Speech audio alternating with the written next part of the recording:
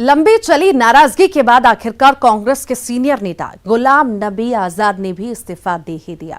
उन्होंने पार्टी के सभी पदों के साथ साथ प्राथमिक सदस्यता से भी इस्तीफा दे दिया। अभी कांग्रेस युवा नेता जयवीर शेरगिल इस्तीफे से उभरी भी नहीं थी कि एक और बड़ा झटका पार्टी को लगा। हालांकि सिर्फ गुलाम नबी आजाद और जयवीर शेरगिल ही कांग्रेस छोड़ने वाले नेता नहीं, पार्टी पर बड़े आरोप लगाकर इस्तीफा देने वालों की लिस्ट काफी लंबी हो चुकी है। ये रिपोर्ट देखिए। पहले ही कहा था कांग्रेस जोड़ो यात्रा निकाले। भगदड़ का आलम है, कांग्रेस एक डूबता जहाज है। धारा 370 हटी तभी से कश्मीर में, जम्मू में आज़ादी की बयार चल रही थी। आदरणीय गुलाम नबी आज़ाद जी ने कांग्रेस छोड़ के इस हवा को और तेज कर दिया।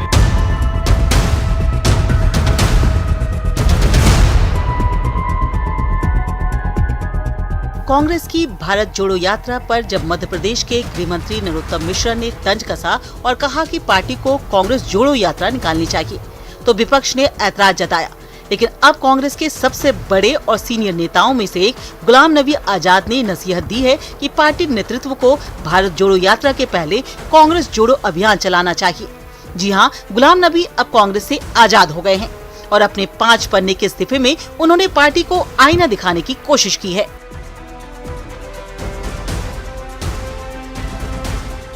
इस्तीफे में गुलाम नबी आजाद ने सबसे ज्यादा हमला राहुल गांधी पर बोला। उन्होंने लिखा कि राहुल गांधी अनुभवहीन लोगों से घिरे हैं। उन्होंने ये भी आरोप लगाया कि कांग्रेस की मौजूदा हालत के लिए राहुल गांधी जिम्मेदार हैं। संगठन में चुनाव को भी उन्होंने महज एक ड्रामा बताया और लिखा कि कांग्रेस रिमोट कंट्रोल मॉडल से चल रही है। 5 पेज के इस्तीफे में उन्होंने कांग्रेस और राहुल पर आरोपों की धुआंधार बरसात की है। उन्होंने ये भी लिखा है कि 2019 की हार के बाद पार्टी और बदतर हुई है।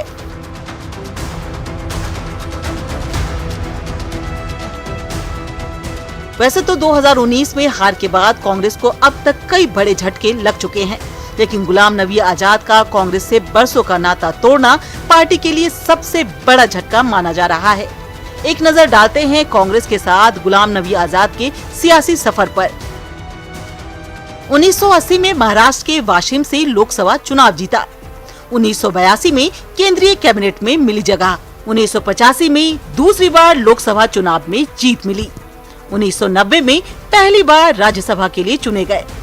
1991 में संसदीय कार्य मंत्रालय मिला। 1996 में दूसरी बार राज्यसभा पहुँचे। 2002 में राज्यसभा में तीसरा कार्यकाल रहा।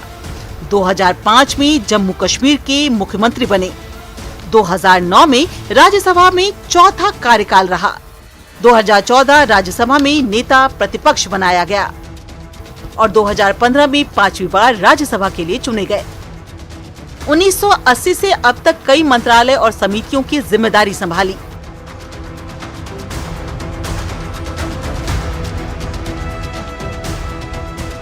टूटते रिश्तों से कांग्रेस का कुनबा घटता जा रहा है। कांग्रेस के कुछ बड़े इस्तीफों पर नजर डालें तो गुलाम नबी आजाद, युवा नेता जयवीर शेरगिल, यूपी में पार्टी के युवा चेहरे जितिन प्रसाद, गुजरात में पार्टी का बड़ा फेस हार्दिक पटेल, सुष्मिता देव और पंजाब में पार्टी के पुराने साथी सुनील जाखड़ और कैप्टन अमरिंदर सिंह जैसे बड़े नाम हैं, जिनका मोह कांग्रेस से टूट गया। देखिए, गुलाम नबी आजाद साहब कांग्रेस के सीनियर लीडर हैं। अभी वो जानकारी नहीं आई क्यों इस्तीफा दिया है और निश्चित तौर पर कांग्रेस हाईकमांड और कांग्रेस के वरिष्ठ लोग उनसे बातचीत करेंगे। और एक ऐसी शख्सियत है गुलाम नबी आजाद, जो केंद्रीय मंत्री, जम्मू कश्मीर के मुख्यमंत्री, युवक कांग्रेस के अध्यक्ष थे जब राजीव गांधी थे, उस जमाने से कांग्रेस के बड़े बड़े पदों पर रहे हैं, राज्यसभा के नेता प्रतिपक्ष भी रहे। ये उनका अपना निर्णय है और उनको लग रहा होगा कि कांग्रेस में उनके लिए अभी जगह नहीं है, काम करने के लिए जगह नहीं है। बड़ा योगदान था उनका, राष्ट्रीय स्तर पे भी नेतृत्व करते थे, शीर्ष नेतृत्व के भी करीब माने जाते थे। जम्मू कश्मीर के भी मुख्यमंत्री रहे, वहाँ एक बहुत ही संवेदनशील राज्य है, वहाँ के अगुवा थे। गुलाम नबी आजाद का पार्टी छोड़ना न सिर्फ कांग्रेस के लिए बड़ा राजनीतिक झटका है, बल्कि जम्मू कश्मीर में कांग्रेस को बड़ा नुकसान भी हो सकता है। साथ ही लोकसभा चुनाव से पहले पार्टी के कद्दावर नेताओं में से एक और चेहरा कम हो गया है। इतना ही नहीं, गुलाम नबी अब कांग्रेस और राहुल गांधी पर खुलकर हमला करने के लिए आजाद हो गए हैं, जिसका असर पार्टी पर पड़ सकता है। Bureau report, news 18। PM Narendra Modi को दुनिया के सबसे लोकप्रिय नेता का खिताब एक बार फिर मिल गया है। जी हां, प्रधानमंत्री नरेंद्र मोदी की ग्लोबल पॉपुलैरिटी एक बार फिर सामने आई है। पीएम मोदी को एक सर्वे के दौरान ग्लोबल वर्ल्ड लीडर्स लिस्ट में पहले नंबर पर चुना गया है।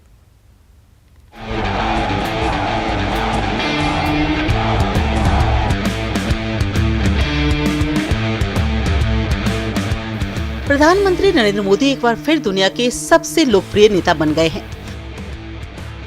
उन्होंने अमेरिका के राष्ट्रपति जो बाइडेन, मेक्सिको के राष्ट्रपति लोपेज ओब्रेडोर, कनाडा के प्रधानमंत्री जस्टिन ट्रूडो, फ्रांस के राष्ट्रपति, जापान के प्रधानमंत्री फूमियो किशिदा के साथ साथ बोरिस जॉनसन जैसे कई वैश्विक नेताओं को लोकप्रियता में काफी पीछे छोड़ दिया है। मॉर्निंग कंसल्ट की सर्वे में 75% रेटिंग के साथ पीएम मोदी लोकप्रियता में नंबर 1 पर बने हुए हैं, जबकि मेक्सिको के राष्ट्रपति लोपेज ओब्रेडोर 63% रेटिंग के साथ दूसरे नंबर पर हैं। तीसरा नंबर इटली के मारियो द्राघी का आता है। इस सर्वे में अमेरिकी राष्ट्रपति जो बाइडेन 41% रेटिंग के साथ 5वें स्थान पर हैं। इस लिस्ट में जापान के पीएम फूमियो किशिदा, जर्मनी की चांसलर ओलाफ शोल्ज का नाम भी है। लेकिन पीएम सभी बड़े ग्लोबल लीडर से कहीं ज्यादा लोकप्रिय है।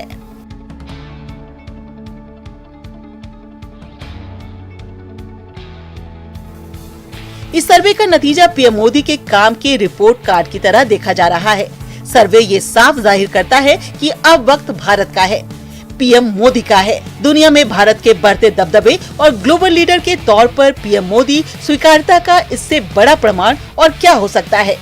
America, France, Canada, Germany, Britain, Japan और मेक्सिको जैसे देशों के लीडर्स के मुकाबले पीएम मोदी की लोकप्रियता कहीं ज्यादा पहुंच चुकी है।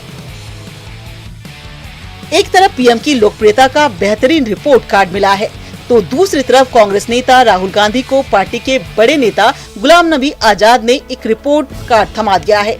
गुलाम नबी आजाद ने अपने इस्तीफे में राहुल गांधी के कामकाज के तरीके पर कई सवाल उठाए हैं।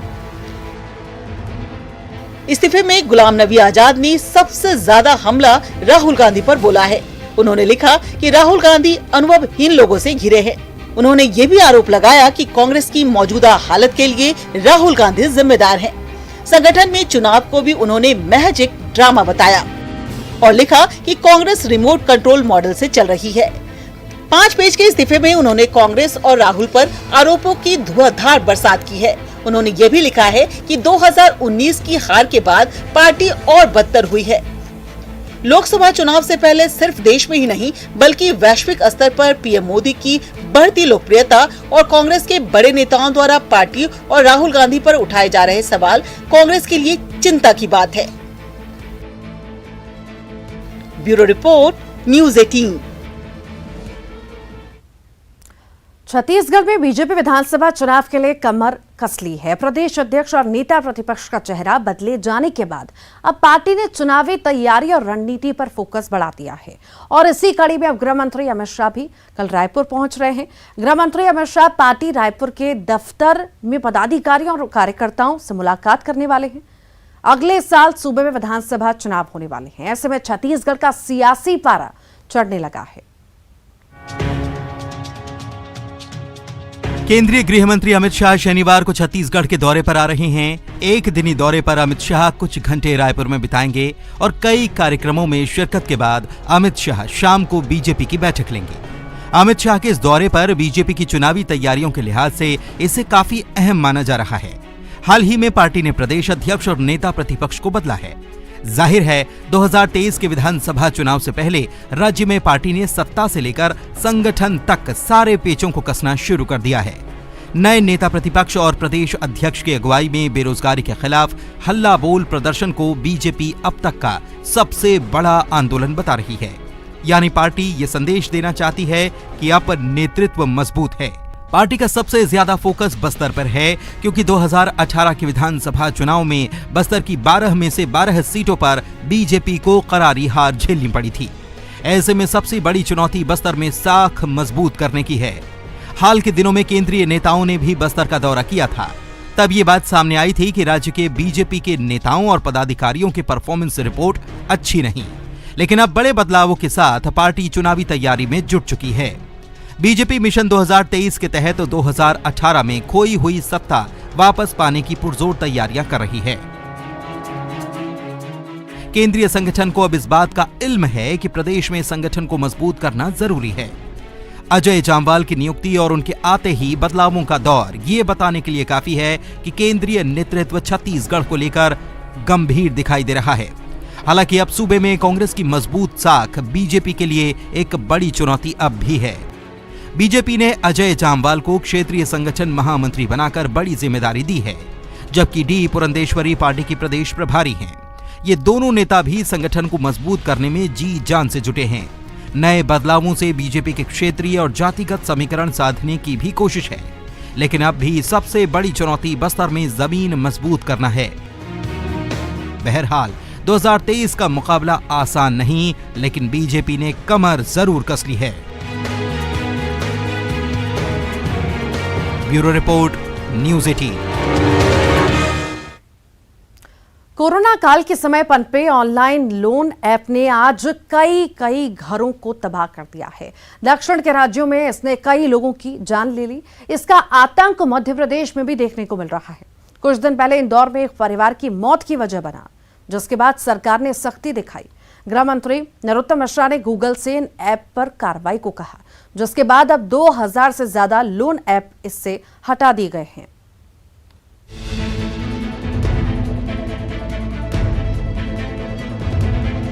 ऑनलाइन लोन की वजह से कई परिवार तबाह हो गए। गृह मंत्री नरोत्तम मिश्रा की सख्ती के बाद गूगल ने ऑनलाइन लोन ऐप को लेकर कार्रवाई की है। गूगल ने भारत के प्ले स्टोर से लोन देने वाले 2000 से ज्यादा ऐप्स को हटा दिया है। इसके साथ ही शर्तों का उल्लंघन करना और संदिग्ध ऑफलाइन व्यवहार के लिए इन ऐप्स के खिलाफ कार्रवाई की गई है। मैंने कल ही कहा था कि लोन से संबंधित सभी अनाधिकृत ऐपों पर कानूनी कार्रवाई होगी। अब गूगल ने ऐसे सभी ऐपों को अपने प्ले स्टोर से हटाने का जो निर्णय लिया है, मैं उसका स्वागत करता हूं। लेकिन ये निवेदन भी करता हूं गूगल कंपनी के सभी अधिकारियों से कि भविष्य में इस बात का ध्यान रखें और एहतियात बरतें कि इस तरह के अनाधिकृत ऐप किसी भी रूप में प्रयोग में नहीं लाए जाए। ये पहली बार था, इसलिए हमने कहा है दूसरी बार कार्रवाई हो। पिछले कुछ महीनों में एमपी में अवैध ऑनलाइन ऐप से लोन लेने वालों की संख्या लगातार बढ़ती जा रही थी। फिर लोन न चुकाने पर ऐप के कर्मचारियों द्वारा गलत तरीकों का व्यवहार किया जा रहा था। यहां तक कि उनको ब्लैकमेल, उनके परिजनों, दोस्तों को मैसेज तक भेजा जा रहा था। इसके चलते लोन लेने वाले सुसाइड तक कर रहे थे। हाल ही में इंदौर में भी इस तरह की घटना सामने आई थी, जिसमें एक परिवार तबाह हो गया था। Bureau report, news 18, Madhya Pradesh. Bharat जैसे विशाल देश में हर रोज सड़क हादसे में हजारों लोग अपनी जान गंवाते हैं। ट्रैफिक नियमों की जानकारी नहीं होने की वजह से भी सड़क हादसों में इजाफा होता है और इसीलिए मंडला की पुलिस ने यातायात के नियमों का पाठ पढ़ाने का बीड़ा उठाया और स्कूली बच्चों को रोबोट के जरिए इन नियमों को रोचक तरीके से जानकारी दी जा रही है। कभी भी जाओ तो पीछे से आना है। जिस तरफ ग्रीन होता है सिर्फ वही लोग निकलते हैं। क्या करते हैं? ग्रीन लाइट नंबर पर चलना है। अगर आपको ग्रीन हो जाए आप चलिए। मंडला यातायात पुलिस द्वारा दूर दराज के ग्रामीण इलाकों में स्कूलों में जाकर बच्चों को यातायात नियमों का पाठ पढ़ाया जा रहा है। ग्रीन लाइट नंबर पर चलना है। अगर आपको ग्रीन हो जाए आप चलिए। अब आप ग्रीन लाइट से निकल गए, अब आपके तरफ रेड लाइट ही हो। जब आपके तरफ ग्रीन लाइट होगा फिर आपको चलना है। और रोबोट के जरिए इन नियमों की जानकारी दी जा रही है। बच्चे भी इन नियमों को दिलचस्पी के साथ सीख रहे हैं। हमारे स्कूल में आज रोबोट के द्वारा ट्रैफिक नियमों के बारे में जानकारी दी गई, जिसको देखकर हमने सीखा और बहुत अच्छा लगा। हमने पहली बार ट्रैफिक सिग्नल के बारे में सीखा और हमें रोबोट से सीखने को अच्छा मिला। वहीं पुलिस की इस पहल की शिक्षक भी जमकर तारीफ कर रहे हैं। हमारे द्वारा मंडला जिले के जो दूरस्थ ग्रामीण क्षेत्र, वहाँ की जो स्कूल्स हैं जहाँ पर ऐसे बच्चे पढ़ते हैं जो शहर नहीं आते हैं, जिन्हें यातायात नियमों की जानकारी नहीं है, तो ऐसे बच्चों को और ऐसे स्कूल को हम टारगेट कर रहे हैं। वहाँ पर ट्रैफिक रोबोट के माध्यम से जानकारियाँ दे रहे हैं। रोबोट एक आकर्षण अच्छा केंद्र, जिससे बच्चे हमारी बातों को सुनते हैं, समझते हैं और उन्हें अच्छा लगता है।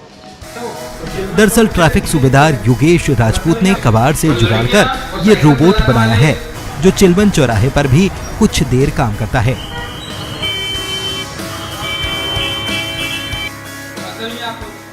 इसके बाद इसका उपयोग स्कूली बच्चों को यातायात के नियम सिखाने में किया जा रहा है। सर के द्वारा जो है रोबोटिक के माध्यम से जो ट्रैफिक सिग्नल के बारे में जानकारी दी गई, वो एक सराहनीय और सार्थक पहल है। इस तरीके के प्रयोग से विद्यार्थी बहुत आसानी से सीखते हैं, समझते हैं और उनका पालन भी करते हैं। धन्यवाद। कहते हैं जानकारी ही बचाव है, और पुलिस बच्चों को यातायात नियमों की जानकारी देकर उन्हें देश का जिम्मेदार नागरिक बनाने में अहम भूमिका निभा रही है। पुलिस की ये पहल वाकई सराहनीय है। कृष्णा साहू, न्यूज़ 18, मंडला।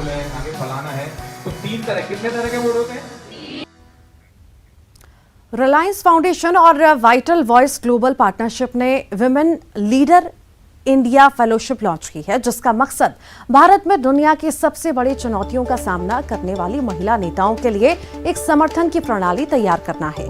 ये 10 महीने तक चलने वाला फेलोशिप प्रोग्राम है, जिसके लिए इच्छुक उम्मीदवार 3 अक्टूबर तक आवेदन कर सकते हैं। इस फेलोशिप प्रोग्राम के तहत ग्रामीण परिवर्तन, शिक्षा, खेल, विकास, कला, संस्कृति और विरासत के क्षेत्रों को शामिल किया गया है।